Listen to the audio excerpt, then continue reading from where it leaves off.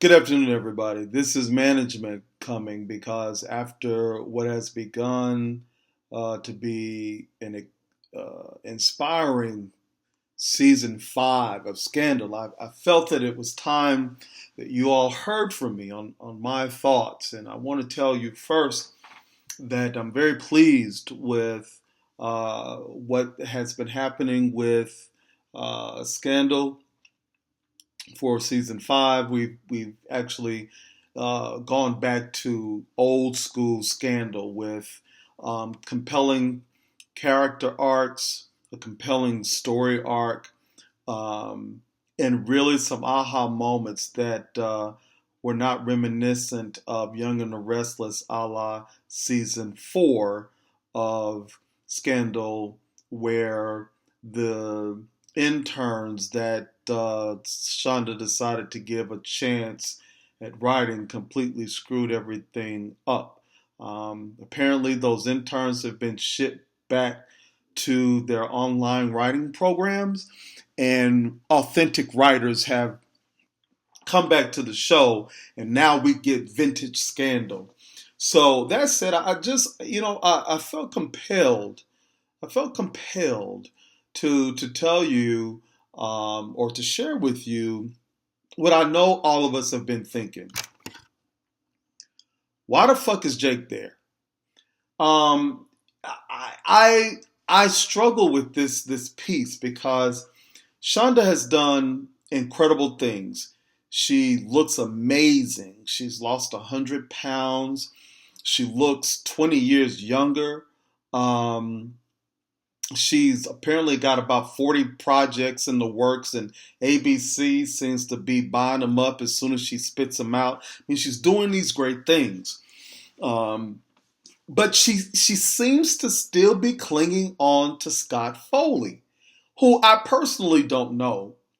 Um, the only thing that I can tell you is that I am still completely lost as to why he's there. And so this blog, and I'm going to keep this short because, you know, as a member of management, I think it's important that, you hear from management, but you don't necessarily feel like we're accessible, right? So I want to share this with you and let you digest on this for a moment. Particularly you Jake fans who it's surprising how conveniently you disregard how Jake was brought into the show and how you just dismiss all of that and really want to stand in the light with this useless character.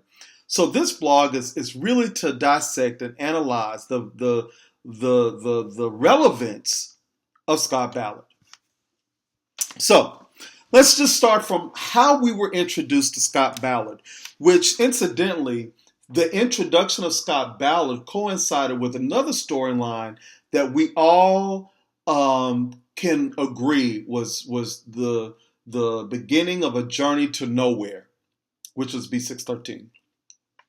So we were introduced to Scott Ballard when Olivia Pope was in a coffee shop and she runs up against this naval officer who at that time was just dressed in plain clothes, and it appeared to be such a coincidental, interaction. And eventually, what we were to learn was that Scott Ballard was actually a best friend of President Grant. And during yet one of their many breakups, President Grant sent his best friend Scott Foley, not Scott Foley, but Scott Ballard or Jake Ballard, to essentially watch Olivia. Now, it really wasn't made clear in the writing why he was watching Olivia, other than to see we were to infer that either the president just wanted her watched for his own well-being to make sure that she was okay because he didn't feel that they were on a level where they could communicate on a regular basis, or if he felt that she was in danger. The inference was that she was in danger, but that storyline never really played out. So we are to assume that essentially they were estranged as a couple, and because he still loved her, he wanted someone that he trusted to be his eyes and ears for how she was doing, and we'll ride with that.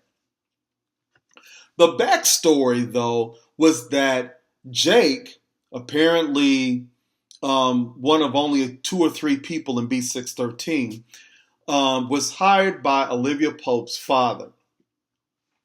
And his role was also to watch Olivia Pope.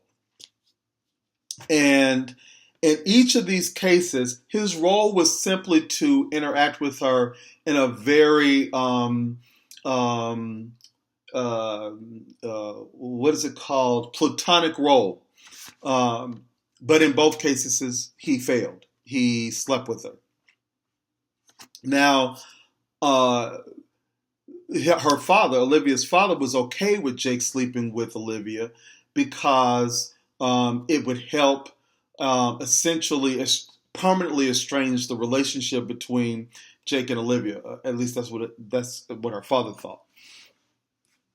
So that's how Jake was introduced to us. He was essentially a person who was to watch Olivia Pope.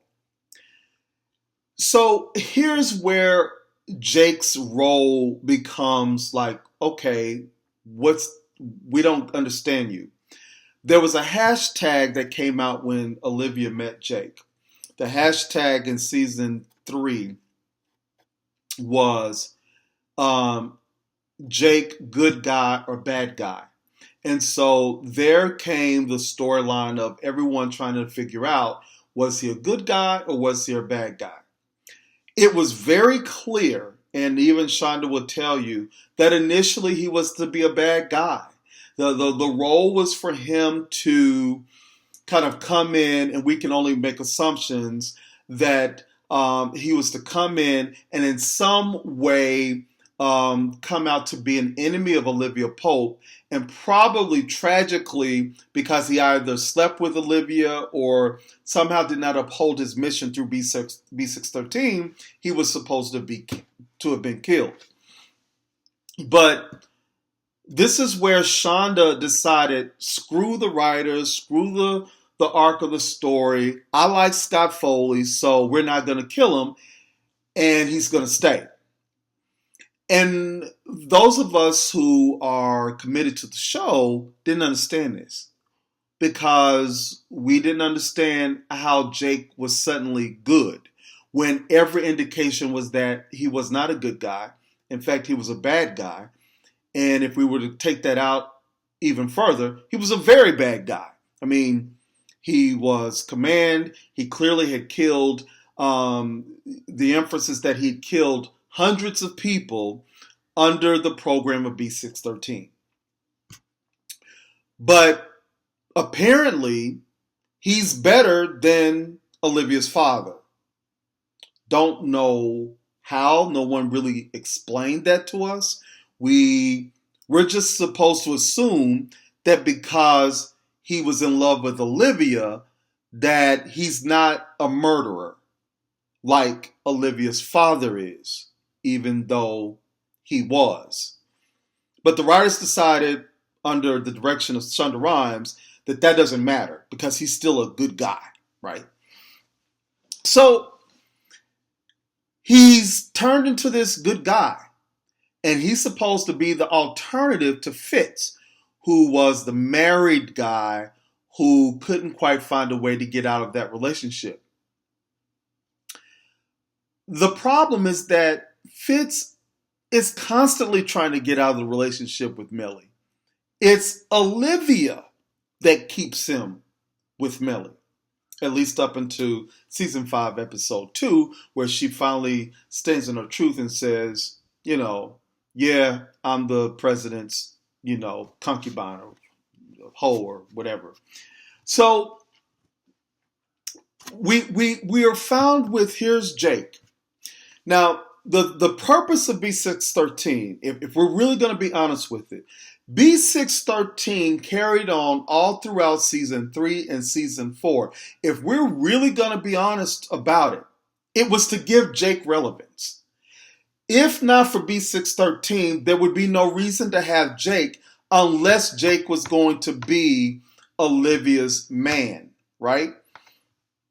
But when Olivia went on that island with Jake, I cannot imagine being on an island with Jake for 3 months and nothing else, just Jake.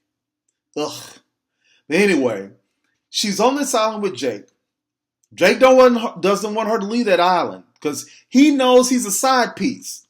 And he knows as soon as they get back to civilization, Olivia's going to find her way back to Fitzgrant, right? So they go back, and of course, it's all about Olivia trying to find her way back to Fitz, Fitz finding his way back to Olivia. Meanwhile, you got useless Jake out here. So the writers figured out, okay, if we're going to stay with the primary story, which is how to either get Fitz and Olivia into a relationship or explain why they can't be in a relationship, we got to figure out, okay, what are we going to do with this Scott Foley that Shonda Rhimes is throwing at us that we really have no use for? If Olivia and Fitz are really going to be the primary storyline, and she's going to own that she loves him even if she feels she can't be with him, then what are we supposed to do with Scott Foley? I mean, can you imagine being in the writing room that they've been given direction? They've been told, I want Scott Foley to stay. In fact, I want him to be a major character in the show, but I don't want him to be a love interest for Olivia. So now you got to figure out how to keep him relevant. Answer, B613. Suddenly, now Scott Foley has relevance. We can bring in all these other agents and have Scott Foley's character, Jake Ballard, be the only person who can connect because he understands how B613. Now, apparently we're supposed to forget that Huck doesn't understand B613, even though when we were introduced to Huck, we were told that Huck was the best B613 agent ever. We're supposed to forget about that because now it's Scott Foley's character, Jake Ballard. And so now we can weave in Jake's character because we've got this B613 storyline that nobody likes, everybody hates, but it at least gives Scott Foley some airtime. And so we're subjected to him, for an entire season because of this B613 storyline wherein he has a direct connection. Season 4 was a hot mess. And it was a hot mess because, not just because of Jake Ballard, but in large part because we were subjected to that B613 crap that went on for 2 seasons and nobody cared. We didn't care. The reality is this. The storyline between her father, Command, and her daughter could have happened without B613, right? I mean, they're the parents. So there can be a backstory about why she is Olivia Pope, referencing her parents without there being a B613. But if you're going to have Jake in the story, and you don't really want him to be the love interest, you have to have the B613 storyline. That was just, let's just call it what it is. And because you want the audience to root for him, you try to brainwash the audience into not remembering how he was introduced. He was a disloyal spy on Olivia Pope who threatened Olivia Pope's life, who choked her and killed her goddaughter's father as well as two other innocent people, buried their bodies on top of each other, their families never to know where they came from, and potentially was going to kill the vice president on national television. That is the Jake who some of you want Olivia to stand in the sun with. How dare you want that for Olivia? I thought you loved Olivia. And that you would want her to go be with some murderer who could be so callous to bury two bodies on top of each other and then have the audacity to thump on his chest that he's the good guy and want to go stand in some damn sun after he tells Olivia that her father is the evil one and tells her that she needs to learn how to shoot a gun to kill her own father. That's the Jake Ballard that some of you are advocating for. Well, I didn't forget. I didn't. I'm not going to forget. I don't care how many suns he stands in. I don't care how many scenes where it's all poor Jake. He got beat up by Fitz while he was tied up. I don't care. He got on my damn nerves. I wish that Fitz accidentally killed him just because I want him out the show. I'm sick of Jake taking up good quality air from other actors and characters in the show with his I'm the good guy, I'm coming in to save the day type thing. I'm sick of him. But anyway, I digress. Okay, so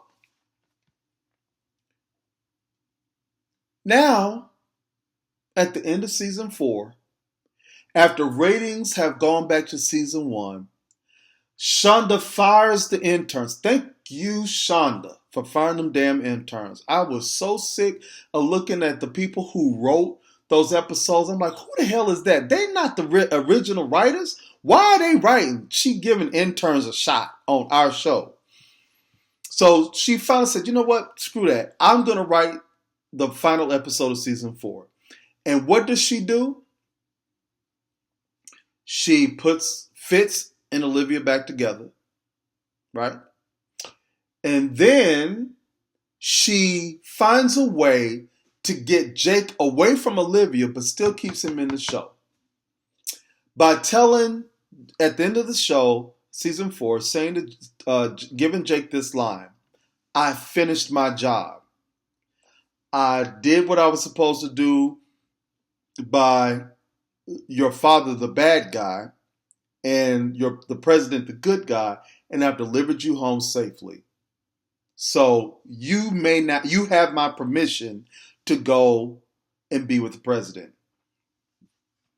I fucking hated that line. Why does Jake have to give Olivia Pope permission to go be with the man she loves? Who wrote that? That was you, Shonda. That was stupid. Olivia Pope doesn't need Jake Ballard's okay to do anything, but because they want us to believe that Jake is the good guy, they wrote this line in. And so with Jake's permission, she goes to be with the president, the man she loves. Okay. So then we go back to season 5. What the fuck they gonna do with Jake now? Because he's not sleeping with Olivia, and Olivia's made it clear, I really don't want to be with you. I want to be with this guy. And they decided, rightfully so, that the show is about Olivia and Fitz and how the scandal, how they're going to be together, if it's going to be. And if you're doing that, then you can't just keep having her go sleep with Jake. Because then we're looking at her like, why the fuck do you keep sleeping with this dude if you say you're in love with that dude over there? Right? So Shonda says, enough of that. We're not going to do that anymore. But then what's you going to do with him? Because now you done made a promise to Scott Foley. And that promise you made was that you're not going to fire him off another show. Kill him off. So what you going to do with him now? In walks now Jake the Savior. He's going to come and save the day. I am so sick of Jake Ballard coming in to save the day. So, season 5, episode 1, we don't see Jake. It was one of the best episodes ever. We don't have to see his whiny, clingy, hypocritical. I want to go stand in that freaking sun. I'm so sick of that damn sun. I'm so glad I haven't heard that sun. I can't tell you how happy I am that I don't have to hear that damn sun metaphor. I'm going to say this.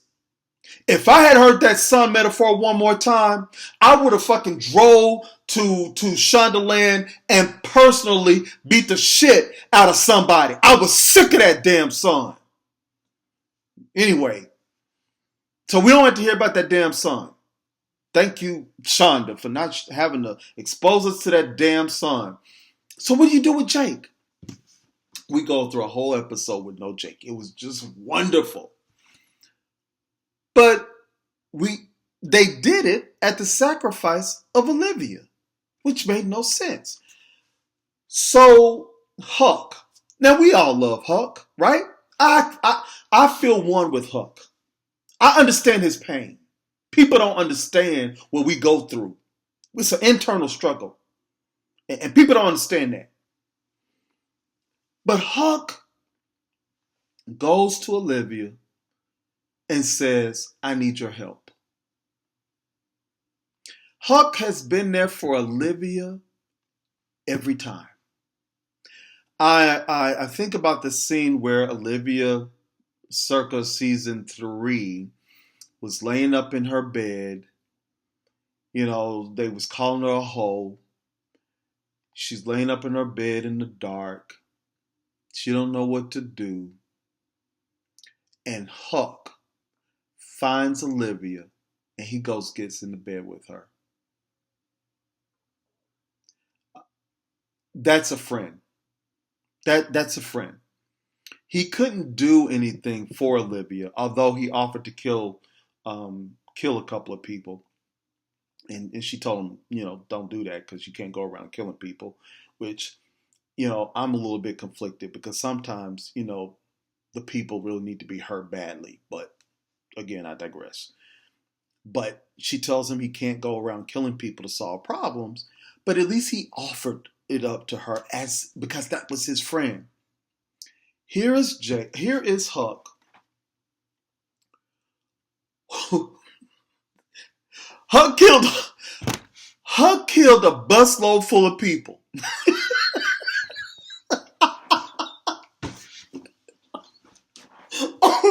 Yo, he killed a busload full of people. How you gonna kill a whole busload? He killed the whole busload full of people. And he didn't just kill them. He was slitting throats, taking out eyeballs. There were body parts everywhere. I mean, it was just, he was killing folks in that bus. I don't know how he managed to do it and nobody saw, but that's just because, Huck is good like that. He can kill people. He can kill a whole busload of people and then go running down the aisle. Olivia, hurry. Is something happened? It was like, Huck, you did that. No, oh my God. Don't we love Huck? I'm just say that. Don't we love him? Huck is down for the cause. You know what I'm saying? He's there for the cause. And you don't mess around with Huck. Huck don't play that. He's about that life. Huck is. And so he's scared now because he's killing people and he's enjoying it and he can't stop, right? And so he goes to Olivia, his only friend. And the bitch says to him, I can't help you. I don't fix people.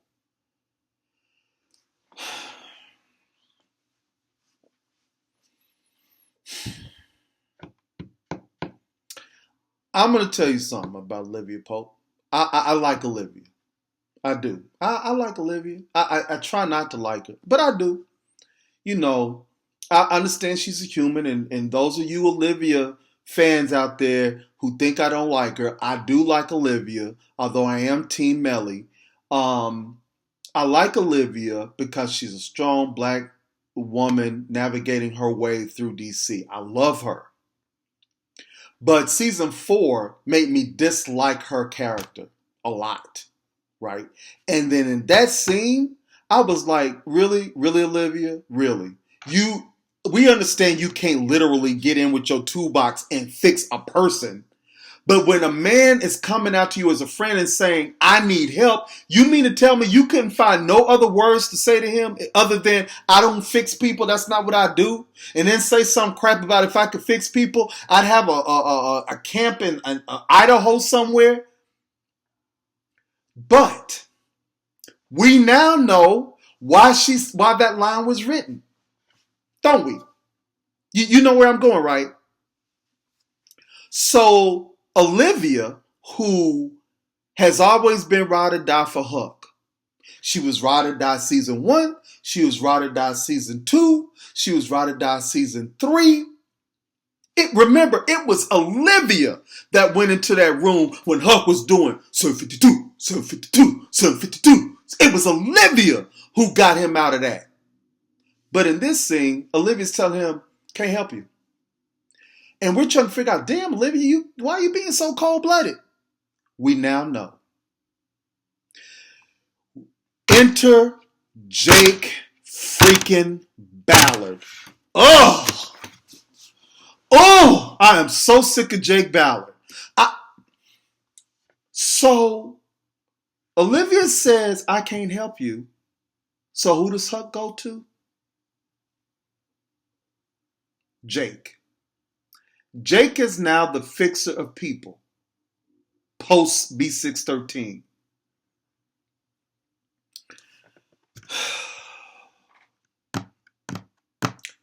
Please kill off Jake Ballard. He doesn't have any relevance on this show.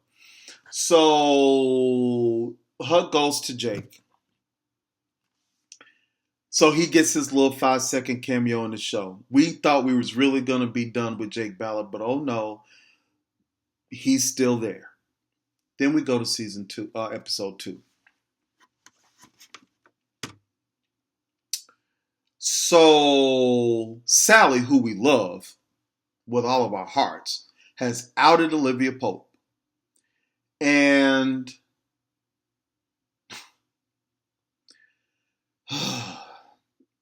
here comes Jake to OPA. He don't work there. He is not on the payroll.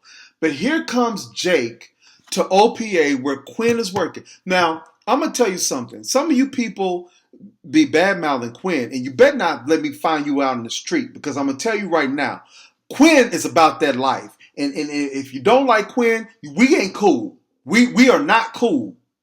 Okay? Because Quinn's character has had arc, and she's ride or die. When Olivia got on the plane with Jake and left her own company, not even knowing that Harrison was dead somewhere, it was Quinn that kept OPA running. So if y'all want to get out there and be hating on Quinn, I'm going to tell you something. I better not see you in the street. I'm so serious. Because I don't play with when it comes to Quinn. But here comes Jake in the OPA bringing Huck. Why the fuck is Jake there? Jake don't work for OPA. Why is he there? So then we find out that there's a case.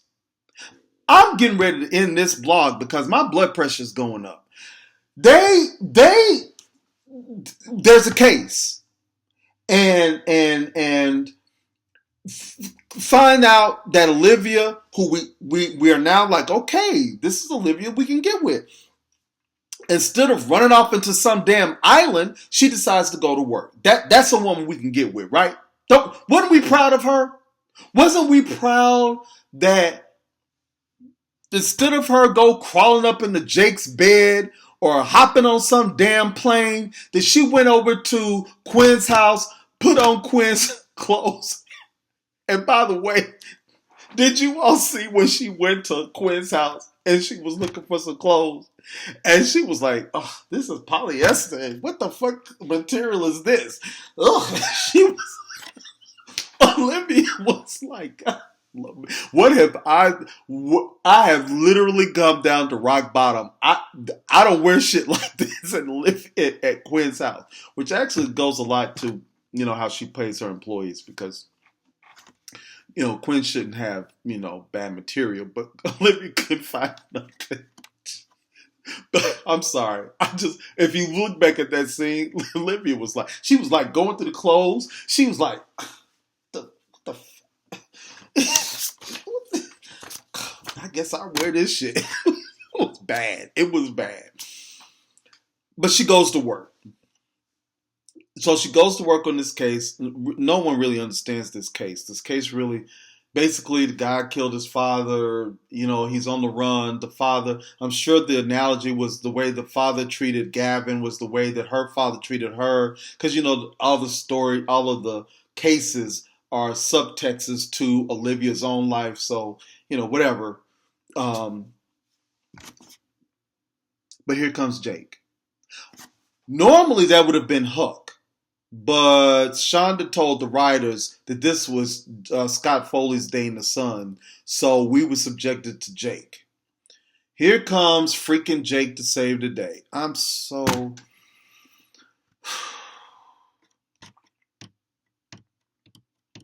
Shonda's going to learn a lesson. She is. Because she did this with Columbus Short, right? And we love Columbus. I like Columbus Short. And quite frankly, if we're going to be real honest about it, I wish Columbus could come back. But, he got some issues. But but she learned her lesson. Now, let me just kind of go off over here for a minute. Columbus Short was the only person in the original cast of Scandal who did not have to audition. Many of you gladiators and scandalaristas and scandalaratis, or I'm not really sure what those words. I guess one is masculine, one is feminine. I don't know, and I'm not really sure how to pronounce the word, but you know what I'm saying. So you scandalaritas, scandalastas, scandal, whatever that word is, those words are. You know this story already. Columbus Short was the only original cast member who did not have to audition. Shonda picked him and said, I want him for the show, and he was in like Flynn. Mistake. You always vet your employees. He didn't even make it through season 1 because he couldn't even go on the junkets because of all of his personal problems he had going on, right? But Shonda's ego stepped in and had her hire Columbus Short. And she had to eat them words because she had to end up firing old boy. Same thing's going to happen with Scott Foley with his bald. So I have a bald head. I'm going to tell you where I'm going with this. It's by design. Now, I can grow hair, but I do this. I actually had locks for a long time when I was going to get my MBA. I know I couldn't interview with locks, so they cut them off. I have real nappy hair. I'm a black dude, with real kinky hair. And when they cut off my locks, I didn't like the way it looked. And then I started thinking about how it was going to be difficult trying to comb it because my shit just was rough. I just said, cut it off.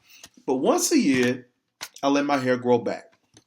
And I do that so people know that this bald head is because I wanted to be bald. I get down like that. I have options, right?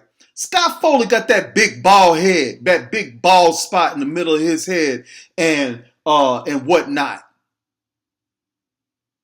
I mean, I'm not really sure, but just because I just went ahead and brought that up because I just thought about it. It don't really have anything to do with Jake Ballard, but I'm just saying, he got a big bald spot in the middle of his head. Anyway, so here comes Scott Foley, or Jake Ballard, in season 5, episode 2. And so now he's running around with Olivia solving this case. That's supposed to be Huck. Hell, that's supposed to be Quinn. Why Jake? Oh, to give Jake relevance. Now, I will admit, that the little episode where they spooning was kind of interesting, a la Waiting to Exhale with Wesley Snipes and Angela Bassett, or was it Angela Bassett? I'm not sure who it was, but Waiting to Exhale. But why Jake? Why? Why Jake? Why couldn't Olivia have that moment alone without Jake? Would not it have been just as impactful? Really? I'm just going to wait. I said I'm waiting. Yes, it would have been just as impactful, but they got to give Scott Foley some airtime because he didn't have much airtime in episode 1. So, and by the way, I'm sick of him drinking beer. He's always drinking beer. He's laying up in the bed drinking beer after he was stabbed 942,399,844,000 times by that trained assassin. The very next day, he got up, went across the hall, and had a beer with the same man who was supposed to kill him. I'm so sick of him getting up and going to get some beer. He laying up in the bed with beer with Olivia, and I'm thinking to myself, you got the best fucking job in the world. All you got to do is annoy people with your presence and drink beer, and you good. Hate Jake Ballard. So, Jake delivers Olivia to her apartment where she's stands in her truth. It's probably one of my most proud moments for Olivia because it was the first time since season 1 that I saw a strong Olivia Pope, to be honest. Not a weak Olivia Pope, not a crying Olivia Pope, not a trembling lip Olivia Pope, not a watering eye Olivia Pope, not I don't know what she was doing with her hand in season 4. It was supposed to be post-traumatic syndrome, but they never really explored that because the writers were interns, and so they just decided to disconnect that storyline. But it was a strong Olivia Pope who stood in front of all of these reporters. And by the way, notice usually when they have a lot of reporters, they have that one extra, the black lady with the cornrows, red hair. I guess they fired her because normally she's in those scenes, but she wasn't in this one. When they asked her the question, are you are you President Grant's side piece? And Olivia Pope stood up there and said, yes. Oh, that was whoa, did you see it? She went, yes. And she did it like a sister too. She was like, yes. I loved it. All the way up until I saw the previews for next week. And that's the reason why I made this blog. We get to the previews for next week, and Jake comes up into OPA where he don't even work. He don't work there. He goes up in the OPA and sits at the head of the table. That's Quinn's seat. The fuck are you doing coming up in the OPA sitting at the head of the table? If Olivia Pope ain't sitting there, it's supposed to be Quinn. But he goes and sits at the head of the damn conference table and he says these lines, which is why I did this blog. He says, Olivia Pope told the truth and now we are all screwed. Who the fuck is we? I need to know who is we. Because you don't work at OPA. You are a side piece that got kicked to the curb. You don't work at OPA. Who the fuck is we? Is I want to know. And here we go with these I'm going to make Jake relevant storylines. Jake Ballard does not work at OPA. Number one. And if anybody got screwed, who is it? It ain't Jake. He don't work there. It's Huck and Quinn. Where he should have been screwed was when they were doing those B613 trials and they should have convicted his ass for killing all those people along with Papa Pope. They couldn't get Papa Pope, so they should have took Jake Ballard. Talking about we got screwed because Olivia told the truth.